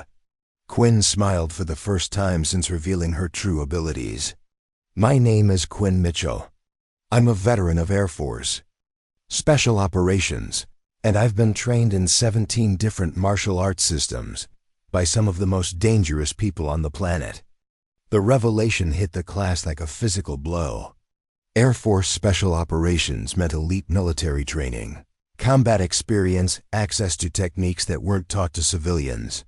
Suddenly, everything made sense. Her calm under pressure, her technical precision, her ability to remain composed while being systematically abused. "But more importantly," Quinn continued, "I'm here because someone needs to teach you what martial arts actually looks like when it's done with honor instead of ego." She looked directly at Roman, who had finally managed to sit up but still appeared dazed. "You have a choice. You can continue running this place like a prison camp designed to stroke your ego, or you can learn what it means to be a real instructor, someone who builds people up instead of tearing them down." Roman stared at her for a long moment, then slowly nodded. I understand." "Good," Quinn said. "Because tomorrow we're going to start over. And this time, we're going to do things the right way." As the class began to disperse, students clustering in small groups to discuss what they'd witnessed, Quinn caught Avery's eye across the room. Her friend was still recording, capturing the quorum. Aftermath of the most complete martial arts demonstration any of them had ever seen. The mission was nearly complete. They had documented the toxic culture, exposed the abuse, and demonstrated what real martial arts looked like when practiced with honor and skill. But the most important part was just beginning. The transformation of Venom Strike MMA from a place of intimidation into a school where people could actually learn to defend themselves with dignity. The silence in the training area stretched for nearly a full minute as the weight of Quinn's revelation settled over the assembled students. Air Force Special Operations wasn't just military service. It was an elite classification that represented the highest levels of combat training available to any human being. The woman they'd been mocking and dismissing for 3 weeks was quite literally one of the most dangerous people any of them would ever encounter. "Special Operations, Maddox," repeated slowly, as if testing the words. "Like real special operations? Black Ops stuff?" Quinn nodded, her expression remaining calm despite the obvious impact her words were having. 8 years active duty. 2 tours in Afghanistan, 1 in Syria. Specialized in close-quarters combat, hostage rescue, and counter-terrorism operations. Rahman finally managed to push himself into a sitting position, his face still showing the effects of 3 consecutive submissions. "But why?" he asked, his voice hoarse and confused. "Why come here pretending to be a beginner? Why let us that? Why let me treat you like that?" Before Quinn could answer, Avery stepped forward from where she'd been recording near the wall. Her movement drew everyone's attention, and several students seemed to notice her for the first time, despite her having trained alongside them for a week. "Because we needed to document it," Avery said, holding up her phone. "Every insult, every instance of excessive force, every moment where you chose to humiliate someone instead of teaching them. We have 3 weeks of footage showing exactly how this place really operates." The implications hit the class like a second shockwave. They hadn't just witnessed their instructor being defeated. They'd been unknowingly participating in a documentary that captured their own behavior, their own complicity in the toxic culture that Quinn had systematically exposed. "Documentary?" Kai's voice cracked slightly. "You've been filming us this whole time?" Quinn reached into her gym bag and pulled out a small device that several students recognized as a high-end recording system. "Audio, video, everything. We have comprehensive documentation of how new students are treated at Venom Strike MMA, with particular focus on discrimination against women and smaller individuals." She looked directly at Ramon. "Your academy has a reputation in the martial arts community. People warned us that you deliberately create hostile environments, that you enjoy breaking people down instead of building them up. We needed to see if those reports were accurate." Ramon's face cycled through emotions: humiliation, anger, fear, and finally something that might have been understanding. "The documentary, what are you going to do with it?" "That depends on you," Quinn replied. "Our original plan was to expose academies like this one, to show the world what happens when martial arts instruction becomes corrupted by ego and abuse. But I've seen something here that gives me hope for a different outcome." She gestured toward several students who had looked uncomfortable during the worst of Ramon's behavior. "Not everyone here agrees with your methods. Brooke, you flinched when Ramon made those comments about women not belonging in martial arts. Riley, you warned me on my first day about what to expect. Even some of the men looked uncomfortable when things went too far." Quinn paused, studying the faces around her. "That tells me there are people here who understand what martial arts should really represent. People who want to learn and grow, not just dominate others. So what happens now?" Brooke asked, her voice tentative but hopeful. Quinn looked at Ramon, who was still sitting on the mat but had regained some composure. "That's up to your instructor. He can choose to continue running this place the way he has been, in which case the documentary will show the world exactly what kind of teacher he really is. Or he can choose to learn what honor in martial arts actually looks like." Ramon was quiet for a long moment, clearly processing everything that had happened. When he finally spoke, his voice was different, smaller, more reflective than the booming confidence he'd projected for 3 weeks. "I started training when I was 7 years old," he said slowly. "My father was like, I've been here. He believed that strength came from breaking people, that respect had to be taken by force. I swore I'd never be like him, but somewhere along the way." He trailed off, looking around at his students with what appeared to be genuine shame. "I became exactly what I hated." Quinn knelt down so she was at eye level with him, recognizing the problem is the first step toward solving it. The question is whether you're willing to do the work to change. "What would that look like?" Ramon asked. "It means learning to teach instead of just dominating," Quinn replied. "It means understanding that your job isn't to prove how tough you are, it's to help other people discover their own strength. It means creating an environment where someone like me shouldn't have to pretend to be weak just to document abuse." She stood up and addressed the entire class. "Real martial arts training is about building character, not breaking spirits.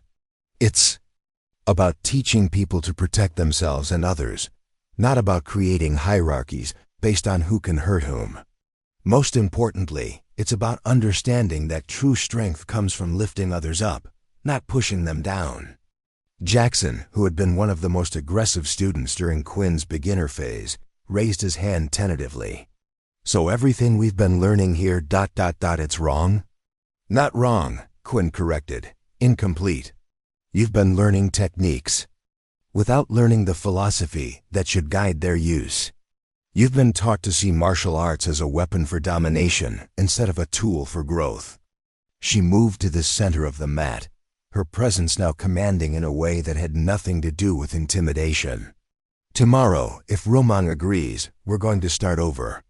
I'm going to teach you what I learned from my military instructors, not just how to fight, but why we fight, and when fighting should be the last resort instead of the first response. Romang looked up at her with an expression that mixed gratitude with apprehension. You'd do that? After everything I put you through?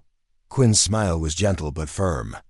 Major Dawn Brooks, my mentor, taught me that the strongest people aren't the ones who never fall down. They're the ones who help others get back up.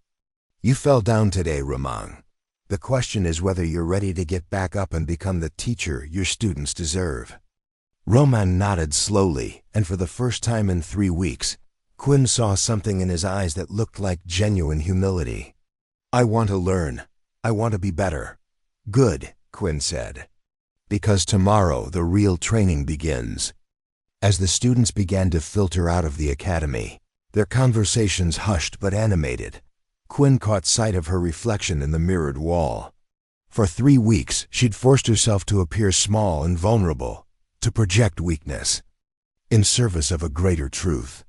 Now standing tall in her true identity, she felt the weight of Dawn's mission settling on her shoulders. The documentary had succeeded beyond their wildest expectations. But more importantly, they'd discovered something that footage alone could never capture: the possibility of redemption, the chance to transform a place of toxicity into a genuine school of martial arts. Tomorrow would bring new challenges. But tonight, Quinn allowed herself to feel something she hadn't experienced since Dawn's death: hope for the future of martial arts education. The revolution was just beginning. The next morning arrived with the kind of crisp clarity that seemed to promise new beginnings. Quinn pulled into the parking lot of Venom Strike MM, 45 minutes before the scheduled class time, wanting to assess the situation before the students arrived.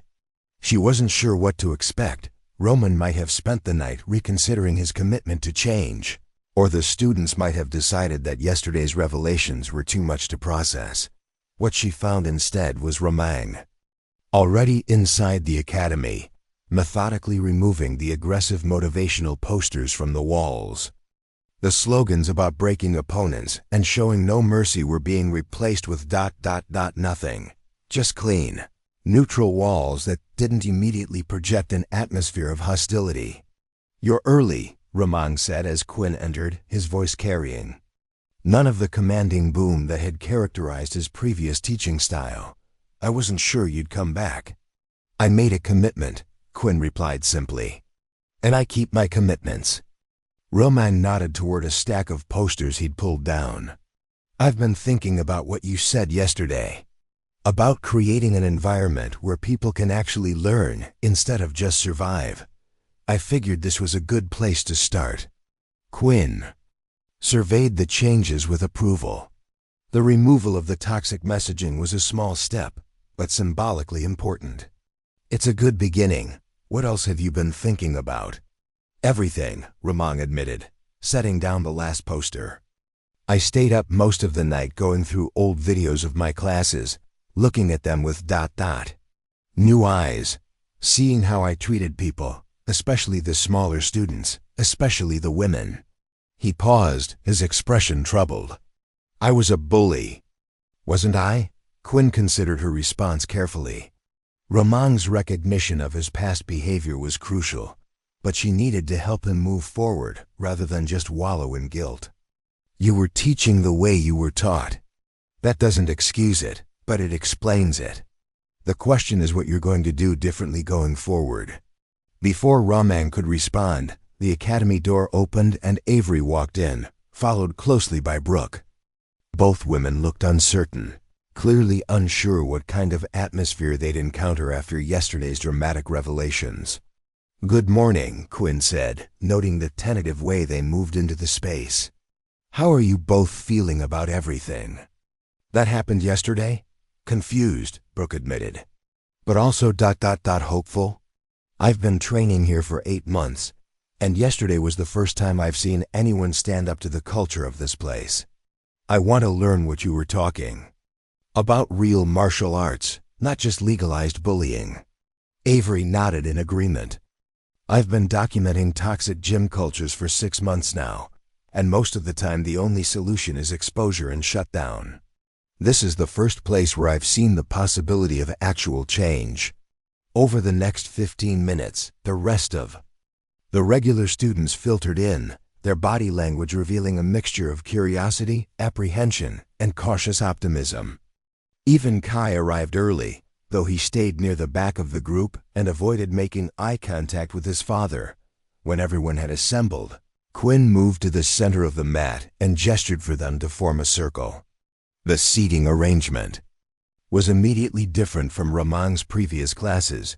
Instead of lining up by rank and experience level, creating obvious hierarchies, Quinn encouraged them to sit wherever they felt comfortable. "Before we begin any physical training," Quinn said, "we need to establish what this academy is going to represent going forward. Yesterday we saw what martial arts looks like when it's corrupted by ego and aggression. Today we start learning what it looks like when it's guided by honor and respect." She looked around the circle, making eye contact with each student. "I want everyone to understand something fundamental. The purpose of martial arts training isn't to create bullies or to establish dominance hierarchies. It's to develop physical skills, mental discipline, and moral character simultaneously." Maddox raised his hand tentatively.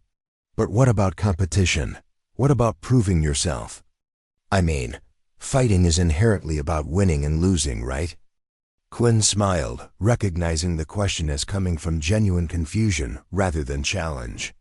"Competition has its place, but it's not the foundation of martial arts training. When you compete, you're testing your skills against an opponent who has agreed to that test. When you train, you're working with partners who are helping you improve." She gestured toward Ramang, who was listening intently from his position in the circle. "Yesterday, when Ramang was demonstrating techniques on me, he wasn't trying to help me learn, he was trying to prove his dominance. That's not teaching, that's abuse disguised as instruction." Ramang shifted uncomfortably, but didn't argue with the characterization. "So how should I have handled those demonstrations?" "Show them," Quinn suggested, standing up. "Let's recreate yesterday's mount escape drill, but this time we'll do it the right way." Ramang hesitated, clearly concerned about putting himself in a vulnerable position again, but eventually joined Quinn in the center of the circle. This time, when they assumed the mount position, the entire dynamic was different. "When you're demonstrating a technique," Quinn explained as Ramang settled into mount, "your job is to create a learning environment, not to prove your superiority.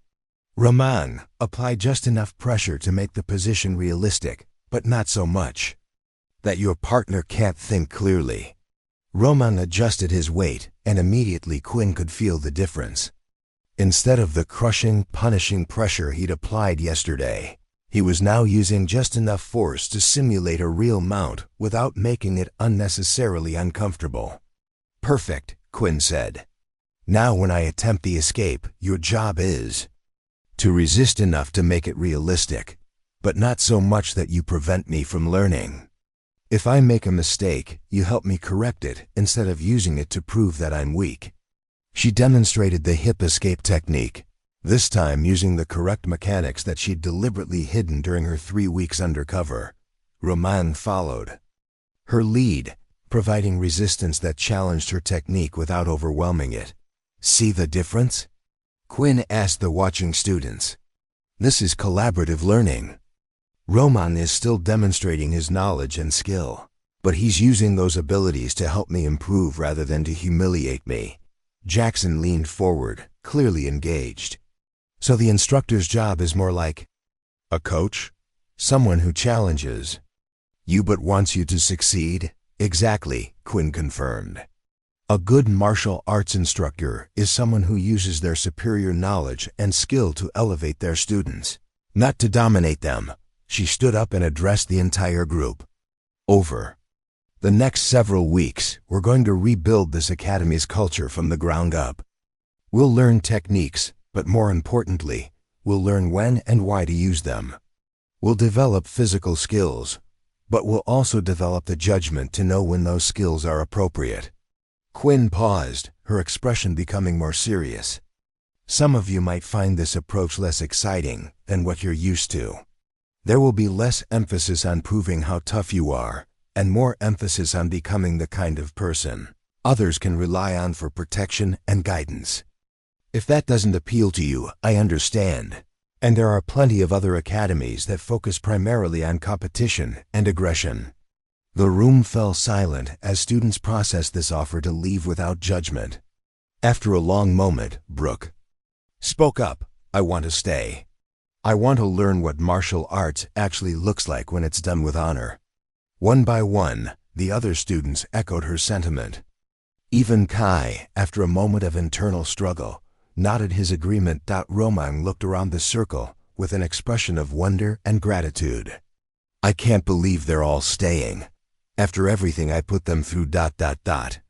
People are remarkably resilient, Quinn observed. And they're hungry for genuine instruction.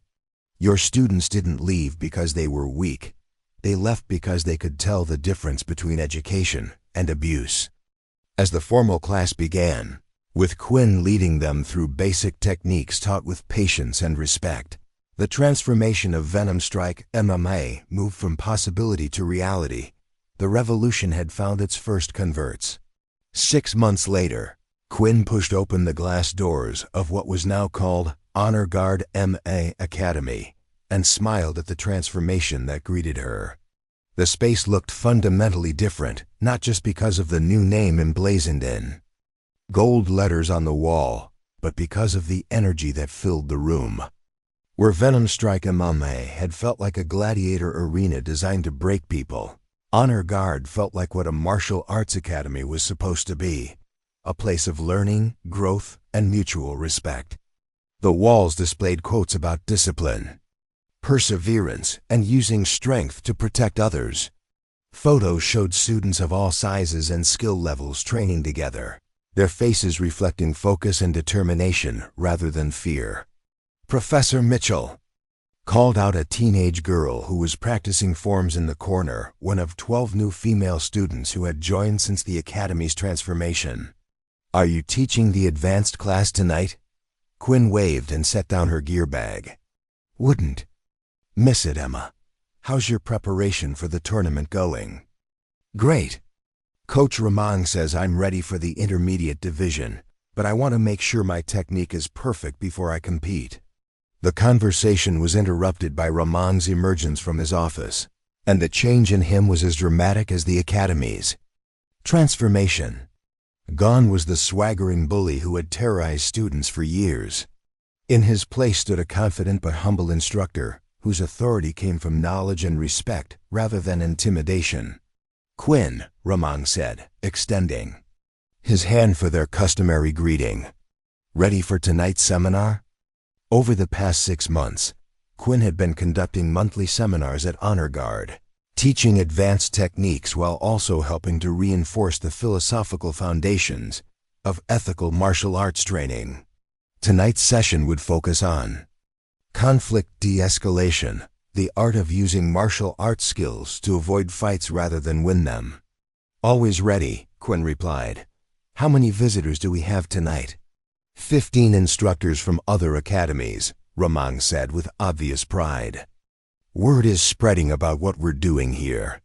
People want to learn how to transform their own programs. The transformation of Honor Guard MMA had become something of a legend in the martial arts community.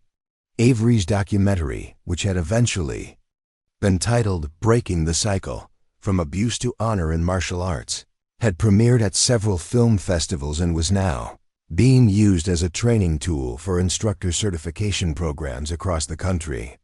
But more than the documentary, it was the Academy's actual success that drew attention. Student retention had increased by 400%. Competition results had improved dramatically as students trained with confidence rather than fear. Most importantly, the Academy had become a place that parents felt safe sending their children, and that women could join without fear of harassment or discrimination. As Quinn prepared for the evening's class, she caught sight of a framed photo. On Ramong's desk, a picture of the entire Academy students and instructors, taken during their first belt promotion ceremony under the new system. Everyone was smiling, their expressions reflecting genuine joy and accomplishment, rather than the grim satisfaction of having survived another day of abuse. "I still can't believe how much has changed," said a familiar voice behind her. Quinn turned to see Maddox approaching, wearing the brown belt he'd earned through genuine dedication rather than just surviving Ramong's old-school brutality. His entire demeanor had changed over the past 6 months, the aggressive swagger replaced by quiet confidence, the need to dominate others replaced by a desire to help newer students succeed. "Believe it," Quinn said. "This is what martial arts looks like when it's done right." Maddox nodded toward the training floor, where students were warming up under the supervision of Brooke, who had been promoted to assistant instructor after demonstrating exceptional leadership and teaching ability. "I was talking to my girlfriend yesterday. She's thinking about starting training here. 6 months ago, I would never have brought someone I cared about to this place. And now? I can't wait for her to experience what we've built here. This place saved my life, Quinn. Not because it made me tougher, but because it taught me what real strength looks like." As the evening progressed, Quinn watched the visiting instructors observe classes with expressions of amazement and inspiration. They saw students helping each other improve rather than trying to hurt each other. They witnessed Roman teaching with patience and encouragement rather than intimidation and cruelty. Most importantly, they observed an atmosphere where martial arts training fulfilled its highest purpose, developing not just fighting skills, but character, confidence, and community. During the advanced seminar, Quinn demonstrated conflict de-escalation techniques that she'd learned during her military service, showing how superior martial arts skills created the confidence to walk away from unnecessary fights rather than the need to prove dominance through violence. "True martial arts mastery," she explained to the assembled group, "isn't measured by how many people you can defeat in combat. It's measured by how many people you can inspire, teach, and protect." As the seminar concluded and the visiting instructors prepared to leave, several approached Ramong with requests for consulting visits to their own academies. The transformation of Honor Guard MMA was becoming a model for positive change throughout the martial arts world. After the last visitor had departed, Quinn found herself alone with Ramong in the empty academy. The lights were dimmed, and the space felt peaceful in a way that would have been impossible during the Venom Strike era. "I have something for you," Ramong said, reaching into his desk drawer. He pulled out a framed photograph, the picture that Major Don Brooks had kept on her desk, showing her with Quinn during their last deployment together. "How did you get this?" Quinn asked, recognizing the photo immediately. "Avery gave it to me after the documentary premiere. She thought it belonged here, in the place where Don's mission is being fulfilled every day." Quinn accepted the frame with hands that trembled slightly. Don's smile looked out from the photograph, her expression carrying the kind of quiet confidence that came from knowing you were fighting for something larger than yourself. "She would be proud of what we've accomplished," Ramong said softly. "Not just the documentary or the academy transformation, but the fact that her teachings are spreading to other schools, other instructors, other students who needed to learn what honor in martial arts really means." Quinn nodded, unable to speak for a moment as she considered the journey that had brought them to this point. 6 months ago, she'd walked into Venom Strike MMA, expecting to document abuse and expose toxic behavior. Instead, she'd discovered Something she hadn't dared hope for, the possibility of redemption, transformation, and genuine positive change. The mission isn't complete, she finally said. There are still academies out there that operate the way this place used to. Still instructors who think that breaking people down is the same as building them up. Then we keep working, Ramang replied. We keep teaching, keep demonstrating what's possible, keep showing people that there's a better way. Quinn placed Dawn's photograph on the shelf next to the Academy's new mission statement, to develop warriors of character who use their strength to protect and inspire others. Tomorrow would bring new challenges, new students to teach, new opportunities. To spread the message that martial arts could be a force for building people up rather than tearing them down. But tonight, Quinn allowed herself to feel something she hadn't experienced since Dawn's death. The satisfaction of a mission well accomplished and the hope for an even brighter future. The revolution that had started with 3 submissions in 15 minutes had become something much larger, a transformation that would touch countless lives and change the martial arts world forever. Honor had been restored. The circle was complete. Up next, you've got 2 more standout stories right on your screen. If this one hit the mark, you won't want to pass these up. Just click and check them out. And don't forget to subscribe and turn on the notification bell so you don't miss any upload from us.